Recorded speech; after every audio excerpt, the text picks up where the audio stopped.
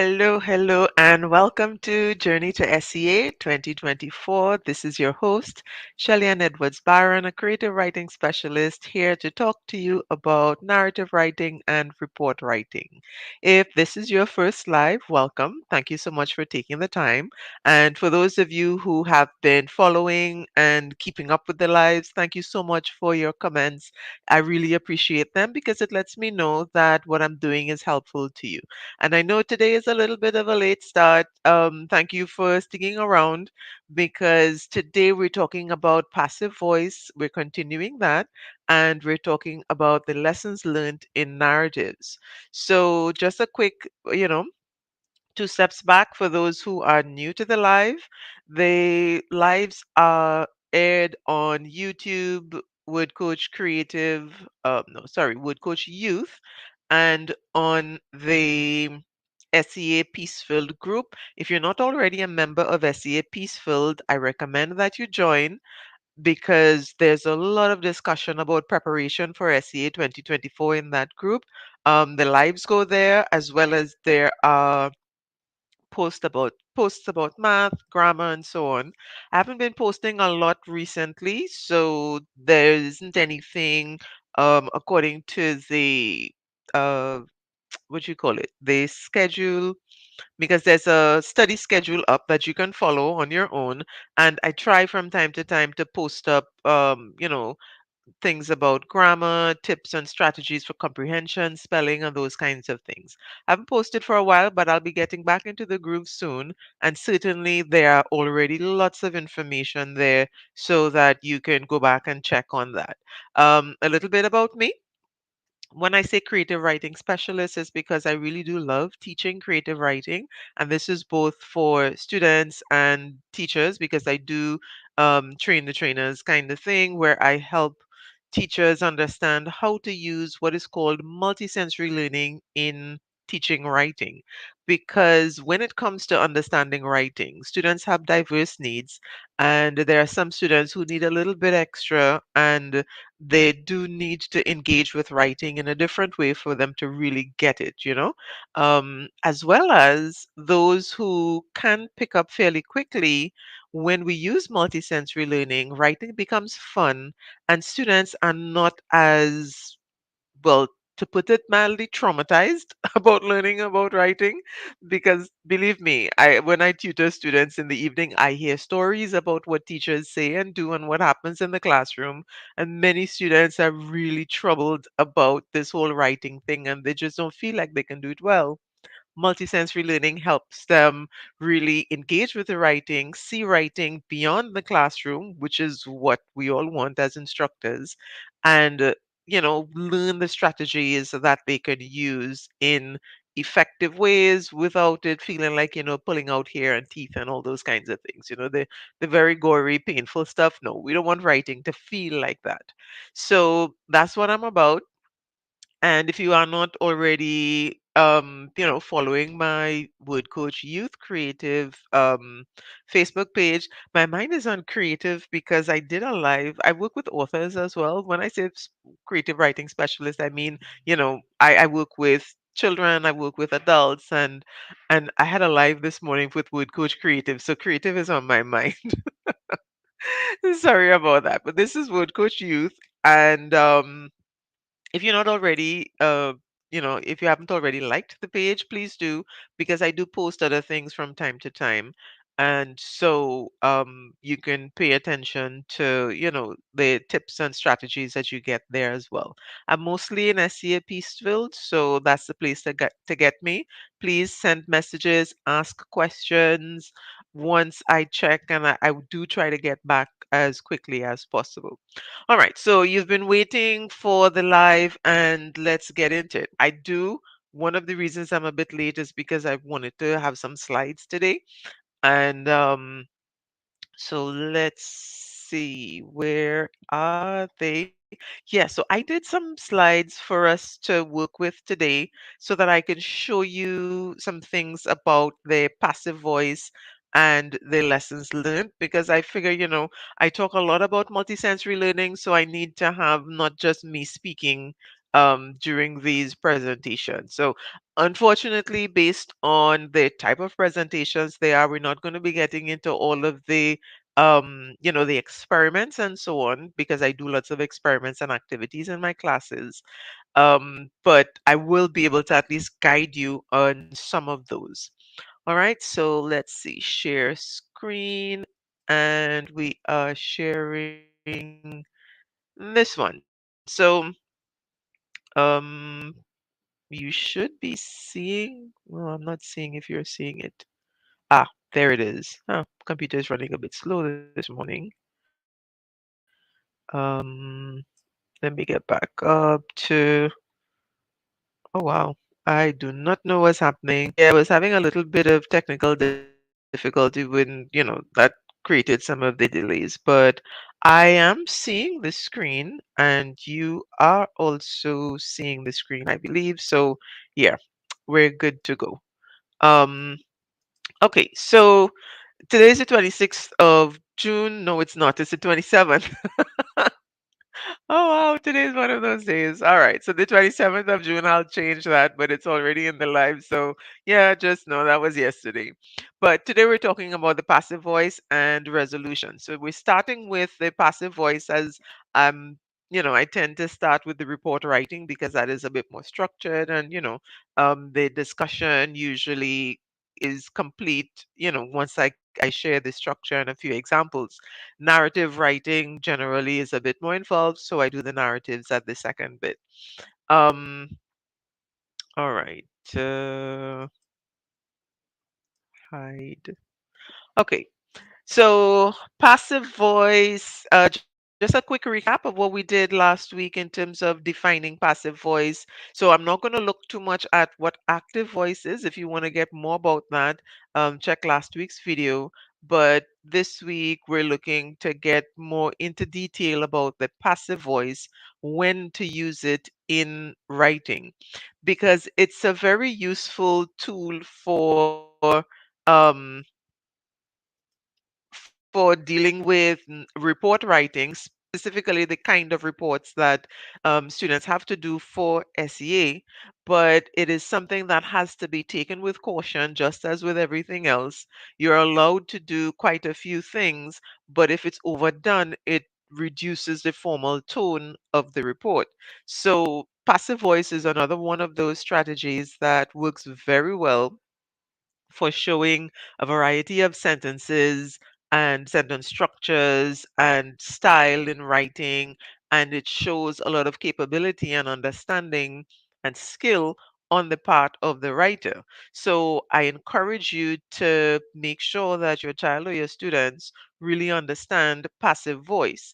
But I also caution that you take it, we use passive voice in specific situations.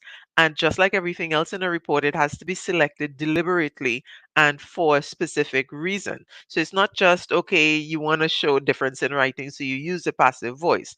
That's one option, but you have to make sure it fits and it works well. Because here's the thing, passive voice, while very useful, is almost, well, I guess you can consider it indirect. And because it's indirect, sentences written in passive voice tend not to be as strong and emphatic as the active voice. Active voice is very direct and it's active, it's vibrant, and that's the kind of thing you really want for the majority of the report writing. However, there are specific situations that you may find yourself in that could really use a dose of passive voice, and this is what we're going to be talking about today. So, just to recap, a sentence is in passive voice when the verb is acting on the subject. So, again, in order to really get passive voice, students have to understand subject, verb, predicate, the active verbs and what's the subject of the sentence and those kinds of things. Because passive voice is about manipulating that, moving things around. So if students are not able to understand that, then they will have a hard time with passive voice. So if your student or your child is having some difficulty with the passive voice, step back and maybe make sure they understand sentence structure first. And certainly before you get into passive voice, you want to get that sentence structure clear. Now, the passive voice emphasizes the action or the recipient of the action rather than the agent of the action. So let me clarify what those terms mean. So the action, of course, would be the verb, what is stated, what the active behavior is. And the subject of the sentence would be the agent or the person doing the action. The recipient of the action is the object of the sentence because that is the person the action is being meted out to, right? They are receiving the action. So let's take a look at what that would look like in terms of passive voice. So the students were asked to clean the classroom by the teacher. This is a sentence written in passive voice. Why? Let's identify and see what that looks like, okay? Asked is the verb. And of course, well, they those details. Um, so this is the action here. And then when you ask yourself who is doing the action, we have by the teacher. So the teacher is really the subject of the sentence. But then how come we have the students in the beginning? That's the structure of the passive voice sentence where the object comes before the verb, right? So who is receiving the action? Who was asked? Who were asked? We have the students. So this is the structure of the passive voice sentence. And we have two options. So option one shows you who the subject is, who is doing the action, where you have both the subject and the recipient, right? So we call the teacher the agent, that's the person doing the action. We call the students the recipients, those who are having the actions done to them. And then of course we have the action here. Now, in option two, notice we do not have the agent. And this is the value of the passive voice and really why you would want to engage with the passive voice. So let's go and look at the reasons then. So there are basically three reasons. Two of them I've grouped and one we'd look at separately. All right. So when placing emphasis, this is when to use passive voice, okay? When placing emphasis on the action or the recipient of the action is more important or the agent is unknown. So in this case, the bulb was broken in the accident. Now, and then we have Elizabeth was injured when she fell. So in these two situations, it's actually more important to look at the action that happened as well as we may not know who did it, so that we don't know who to name. So let's look at this first one. So let's say I know there was a very popular report prompt uh, a couple of years ago, I think was the first time I saw it. Um, the students, I think it was in one in either the 2019 or the 22 exam. Anyway, um, the students were playing in the classroom and the light bulb broke in the midst of everything, and you were there and you're writing a report on the situation like that. Now, if the students were playing and then through the effect of the game, whatever game it was, the light bulb broke, but you didn't see who broke it, so you didn't see um I always choose the name Richard. So you didn't see Richard throw the ball and you didn't see the ball hit the bulb and it broke. You know, maybe the guys were just running around and jumping and then crash, bulb broke, and it's like, okay, the bulb is broken. Who did it? Nobody saw, nobody really knew what happened. So it's just a matter of the bulb broke as a result of the game. So in a case like that, um, it would be really a stretch to have to point out, okay, this one did this and then that happened, and and that kind of thing. It is quite possible that you don't know who did it. And in the second sentence, Elizabeth was injured when she fell. It would sound kind of ridiculous to explain who injured Elizabeth if it was really just a matter of her falling, you know, and her hitting the ground or whatever interaction with what she fell on, you know, is what injured her.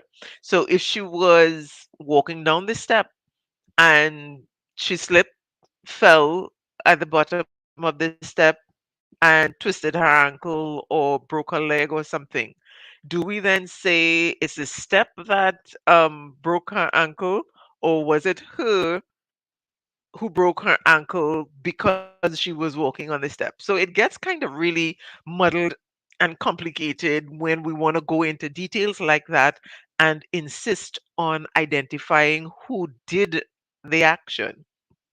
So that is when we get into the situation of using the passive voice.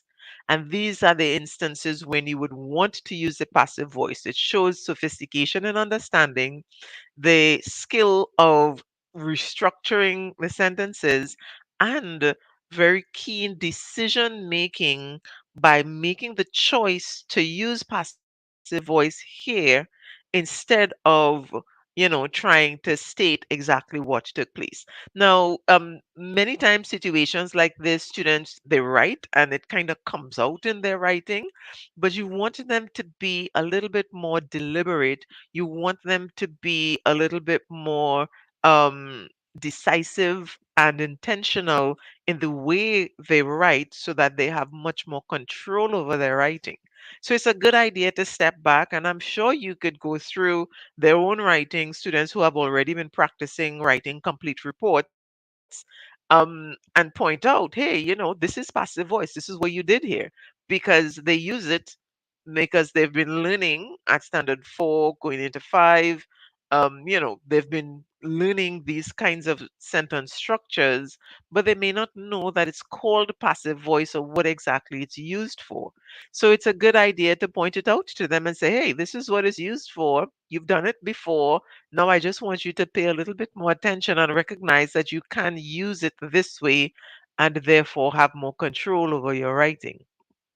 So these are the two more common reasons. The other reason that I wanted to deal with separately had to do with pronouns and names.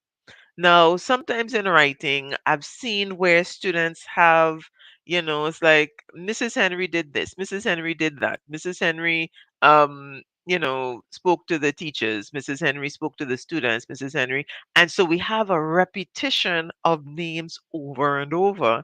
And that gets a little bit tedious in writing, and it does not show a level of sophistication in writing because it means that the student doesn't know how to deal with it. So here is where two things are normally done. One is to use a pronoun instead of Mrs. Henry all the time. And two is to use passive voice. That's option two. Because with passive voice, remember what we're doing is putting the emphasis on who's receiving the action or on the action itself. And when we do that, we eliminate the need for the subject. So sometimes we can include the subject and sometimes we can just leave it out. My recommendation is once it is clear who is doing the action based on what was done before, what was said before, we've already established that Mrs. Henry is the one in charge, or Officer Nandlal is the one in charge. Then once that is established, we can go back to option two with the sentences as I showed you earlier, where you are stating the sentence in the passive voice but not included the by. So the driver was questioned by um, Officer Nandlal. We may not even need to say by Officer Nandlal. We can just say the driver was questioned about, and we give some other details so that we can add more information to that sentence, showing our ability to use the passive voice effectively. So that is one of the strategies that, for students who really score in that 18 to 20, these are skills that go a little bit beyond simply reporting the information. And now we are um, demonstrating the, higher level skills when it comes to the report writing. Passive voice is one of those things that, once used effectively, can really nudge you toward that 20, the 20 mark kind of thing. So, what are the reasons? So, let's just go back. So, the option two, as I said, remember, there's no by the teacher. So, we can use that to remove the subject altogether, remove pronouns, and that helps. And then we can, eliminate some of that overuse of names and overuse of pronouns. Um, then we have the idea that if we don't know who did the action, passive voice is your best choice because you don't want to force the issue to name someone, and you don't want to really come across as if you're pointing fingers, as I had explained last week. So we're using the passive voice to remove those ideas and help the report flow more smoothly with that higher level skill of um, really restructuring sentences deliberately to put the emphasis where it is most needed and not really always have to be with the, the name or pronoun kind of thing. And here you have another example of reducing use of names by using the passive voice.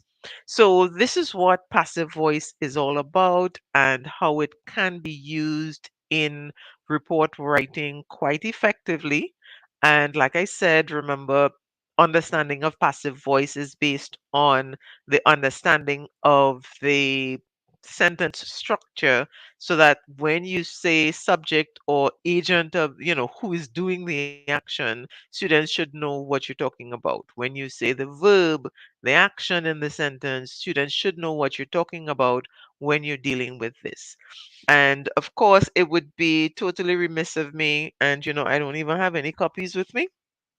Ah, um, if you want to learn more about passive voice when it relates to report writing, be sure to, send me a message, check on my Facebook page, Wood Coach Youth, check my website, woodcoach.com, because, like I said, I'm really excited. The books are complete, so you'd have the textbook and you can see the textbook behind me.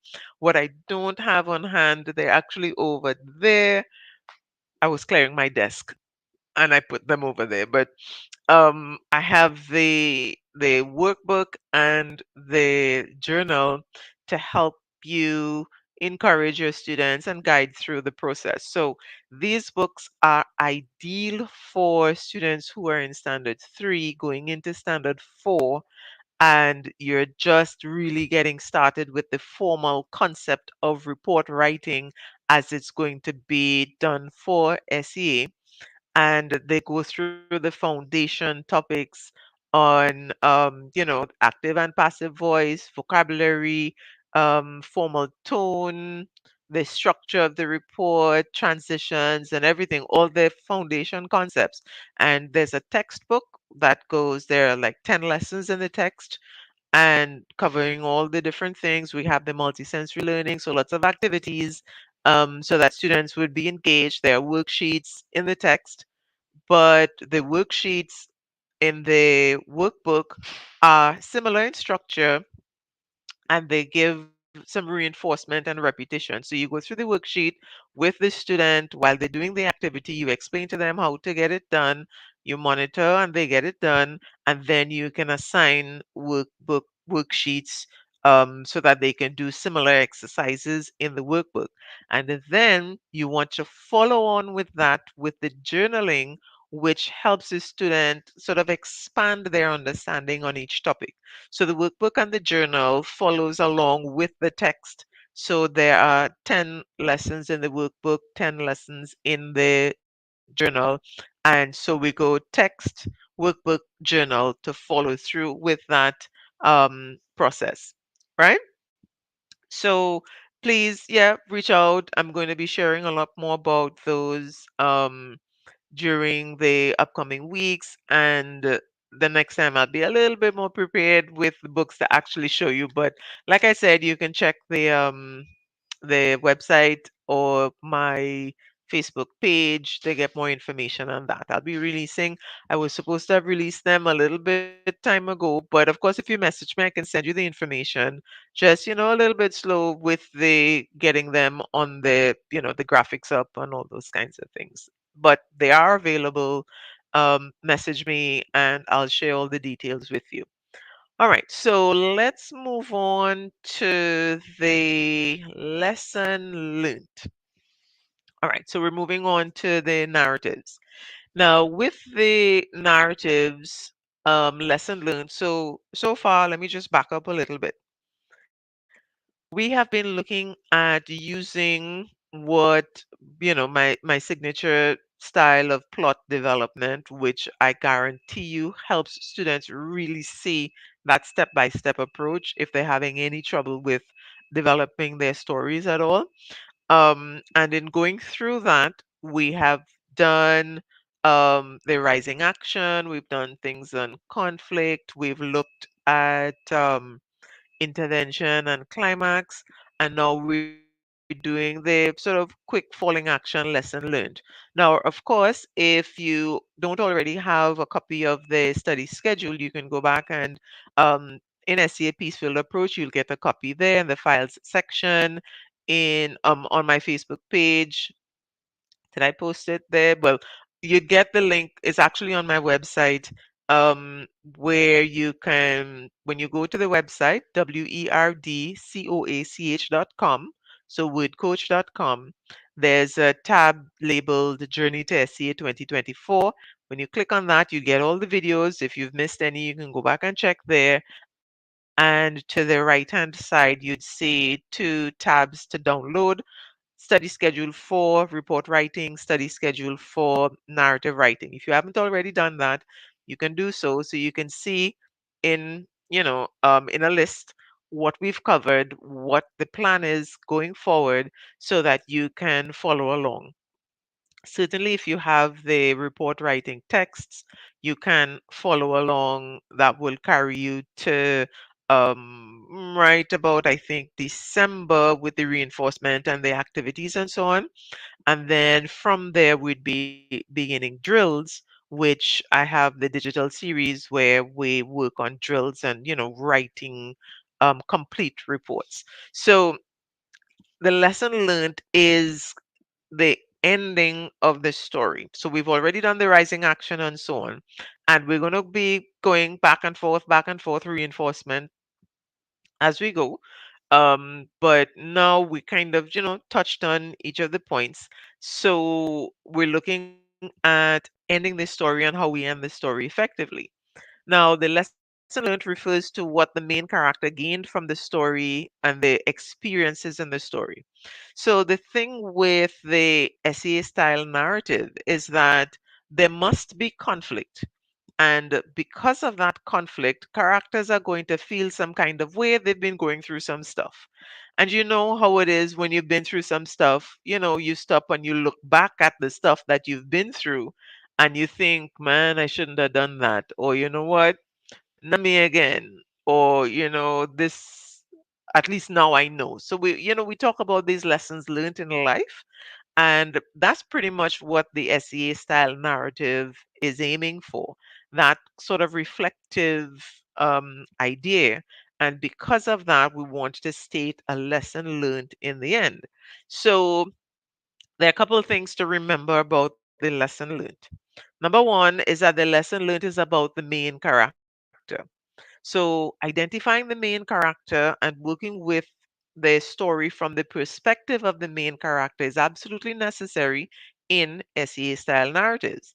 And when we say that lesson learned is about the main character, what we mean is that other people learning lessons are all fine, but that's not the main point of your story.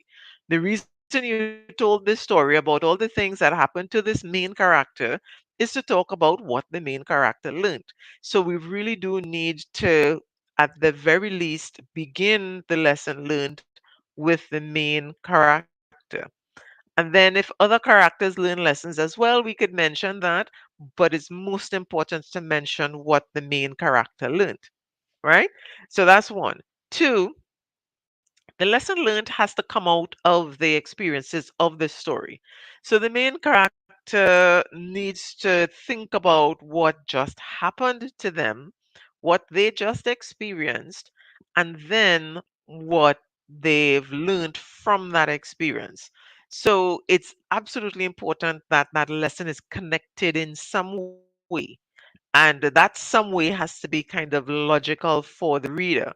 So we can't be going through experiences where, we tell lies and then we get caught, or, we steal and then we get caught, and then learn lessons like, it's always good to pay attention in class, or, it's always good to listen, um, when people are speaking to you.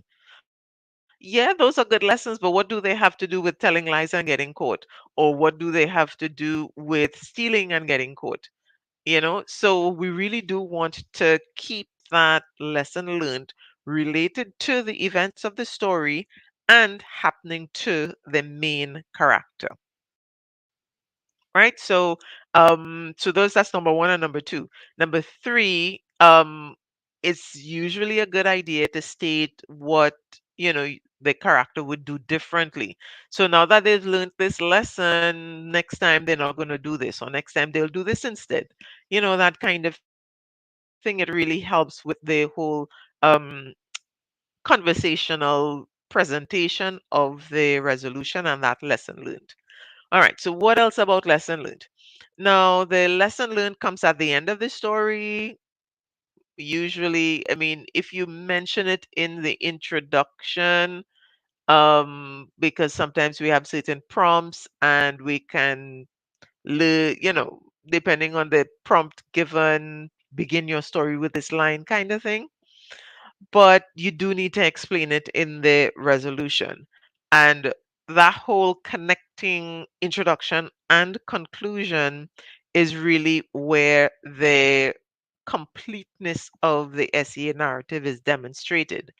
And it shows the writer's skill and ability and intention of I did this for this reason kind of thing. So it's not just, I have our story to write and I write it and all the words and the ideas. It's an exciting story, but why are you telling me this? So we want to give readers that sense of closure. And a sense of closure for an essay style narrative includes that lesson learned.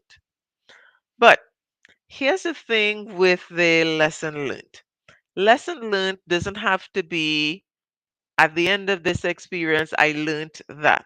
We don't even have to use those words, I learned, in any part of the lesson learned. So here are a few ideas about how you can phrase those lessons learned without using the word, this is a lesson that I learned. So next time, I'm going to let my parents know where I'm going.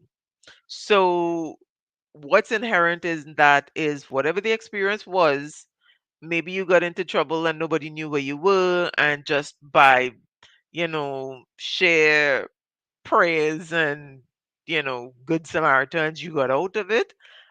And if you had told your parents where you went, things would have been way better. Then, you learned that you should do this, and so next time you're going to do it. That's one way of phrasing the lesson learned. That was the last time I ever ate so much ice cream. So yeah, this is a true story, right?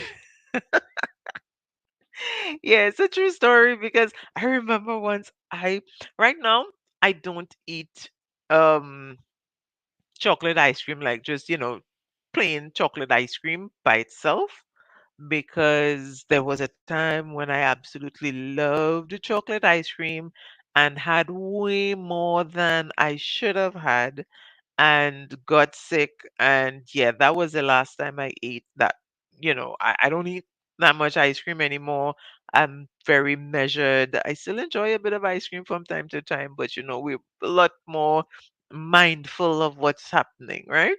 So, um, so I don't have to tell you that, okay, I learned that eating too much ice cream can get you sick.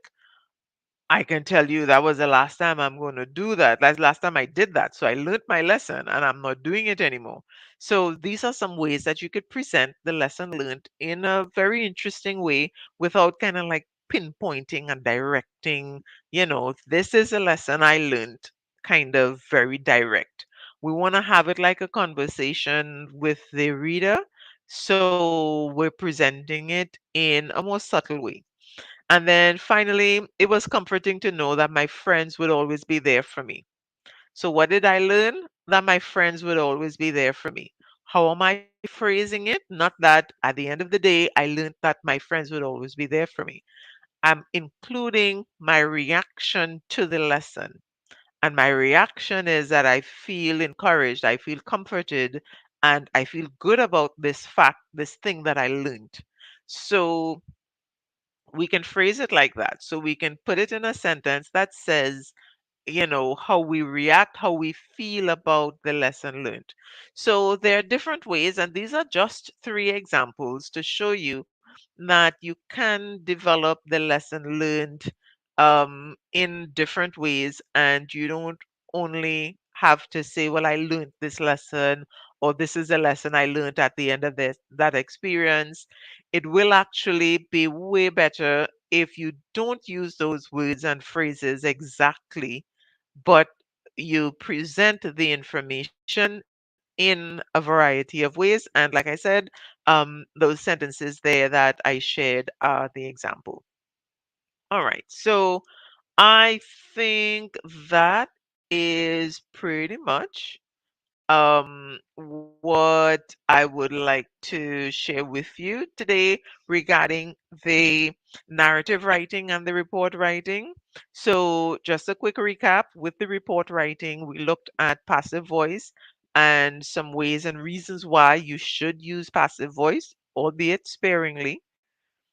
We looked at the lesson learned in the narrative writing and how the best ways to present the lesson learned. And so I really want to encourage you to um, include these strategies in the writing when you teach, when you work with your students or your child. So this week, you're focusing on completing that understanding of what passive voice is and how to use it. So we're going sentence by sentence. And for the lessons learned, we want to start building a database or a check sheet or a list of lessons learned. So we want to look at different experiences so that students can be able to phrase their lessons learned effectively. And what I usually tell students, I say, here's what: get about 5 different lessons that you think could apply to many different stories, and then, practice phrasing these in different ways. And we do practice in our class. And so that way you would always have something to pull on, something to retrieve, as opposed to thinking that you have to come up with a new lesson learned for every experience. Of course, you don't. This is an exam. We're not testing your lesson learned, your ability to create a lesson learned from scratch. We are working on how you put it together in a complete narrative. So make a list of lessons learned and figure out ways of how to include those lessons into the writing that you do. And that would give you the best opportunity to focus on other things in the writing because you already have lessons learned in mind. You do have to be able to make it fit because remember, the lesson learned is supposed to be connected with the experience. So you want a few lessons learned phrased quite nicely that you could work with. And you also want to look at how you can make modifications and rephrase to fit the various contexts that you're working with. But the point is, you don't always have to start from scratch. You can have a database of, what writers call swipe files. so that you have phrases and expressions, that you came up with randomly while not, focusing on a particular essay or story. You put that in a document in a folder so that when you are writing and you're looking for information, you could pull that folder and, find the details. So we call those swipe files. So why not start creating a swipe file for their lessons learned? And that would save you a lot of trouble moving forward. So I hope that the session was very helpful. And like I said, if you want to get more information on passive voice, the textbook series that I have includes a foundation for report writing, includes lessons and practice worksheets on passive voice.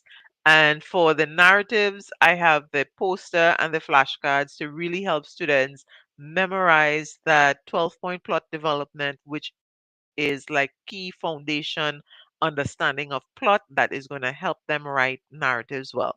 So I'll be sharing those, periodically from time to time with the cost and everything so that you would be able to access them.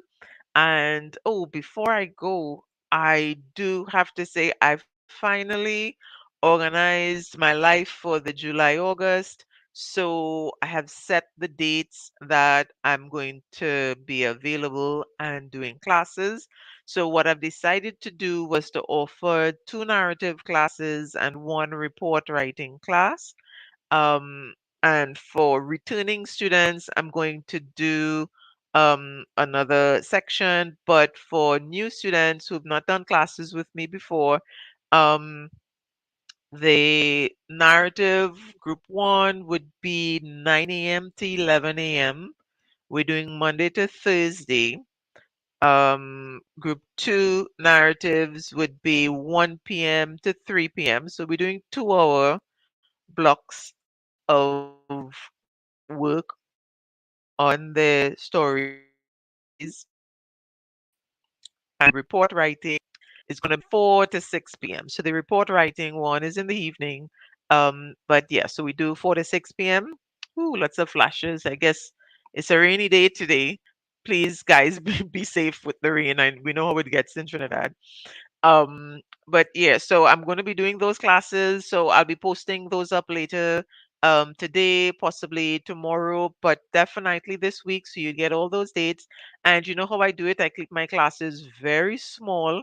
So you would need to, get on board if you want to join in. Quickly register quickly because and what I would put a cutoff date, and once I reach the cutoff date, whatever number of students that I have, I work with those because I really do believe in the interactive nature of classes. So small classes as a result of that. And for those of you who are teachers or parents working, homeschooling, working with your child,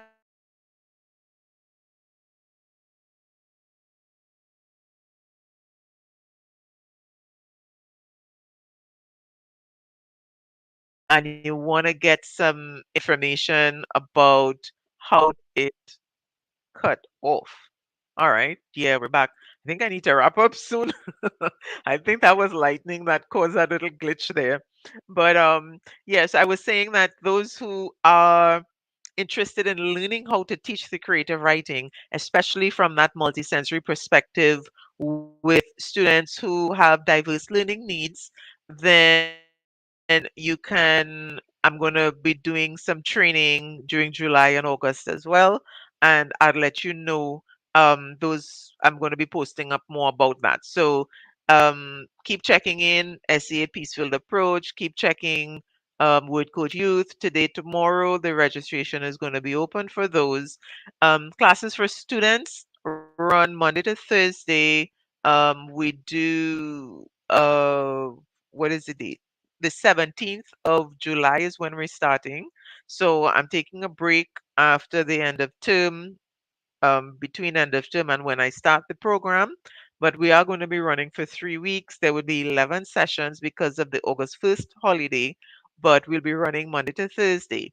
The teacher training, parent teacher training, if you're a parent want to learn or a teacher wanting to develop your skills a bit more, um, those sessions would be on Friday.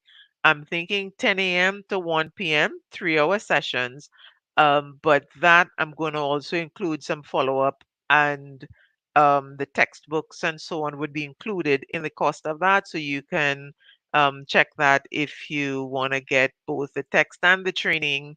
Then the best thing to do is to do the teacher training workshops that will be coming. So keep an eye out for that. And thank you so much for those of you who were able to stick around, even with the rain and the glitching and everything. If you're looking at the replay, thank you. The recording, please, you can comment. Let me know what additional information you need on the topics that we looked at so that I could make sure that I have, if not checking into it during a live, I'd be able to at least create some resource materials that you'd have access to. Okay. So have a wonderful rest of today. And that is it for me and SEA Peaceful. Road to SEA 2024 live. And I'll see you guys next week. Okay. Take care. Bye bye.